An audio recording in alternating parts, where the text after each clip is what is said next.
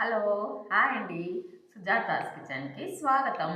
ఈరోజు సుజాతాస్ కిచెన్లో పాలకూర వేపుడు తయారు చేయడం చూపిస్తానండి. పాలకూర వేపుడు తయారు చేయడానికి నేను 6 పాలకూర కట్టలు తీసుకుని శుభ్రం చేసుకున్నానండి. ఈ శుభ్రం చేసుకున్న పాలకూరని ఒక పొడి బట్ట మీద వేసి 6 గంటల వరకు ఎటువంటి తడి లేకుండా మనం దీన్ని ఆరబెట్టుకోవాలి. తడి లేకుండా ఆరిపోయిన పాలకూరను ఈ విధంగా చిన్న ముక్కలుగా చేసి పెట్టాను. పాలకూర వేపుడు తయారు చేయడానికి నేను 2 స్పూన్ల ఆయిల్ వేస్తున్నాను. కొద్దిగా ఆవాలు వేస్తున్నాను.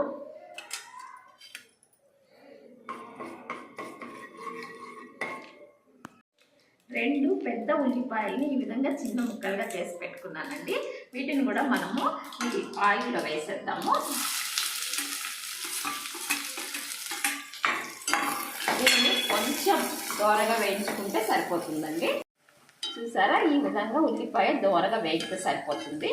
దీనిలోనికి మనము కోసించుకున్న పాలకూరను వేసేద్దాము. పాలకూర వేసిన వెంటనే మనకు టేస్ట్కి తగినంత ఉప్పు వేసుకోవాలండి. ఇప్పుడు దీనిలోనికి ఒక చిటికెడు పసుపు వేస్తున్నాను.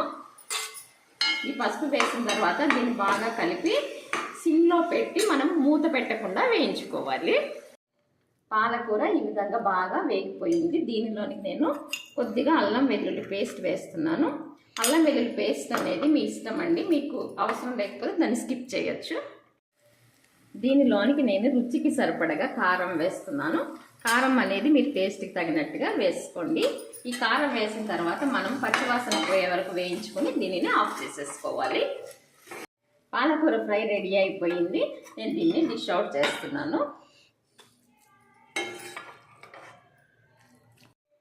పాలకూర ఫ్రైని ఈ విధంగా పాలకూర ఆరబెట్టి చేయటం వల్ల పొడి పొడిగా వస్తుంది కూర. ఇది చాలా టేస్టీగా ఉంటుందండి. ఇది అన్నంలోకే కాకుండా పుల్కాల్లోకి, చపాతీ, జొన్న రొట్టె అన్నింటిలో కూడా చాలా బాగుంటుంది. మీరు కూడా పాలకూర ఫ్రైని ఈ విధంగా తయారు చేసి రుచి చూడండి.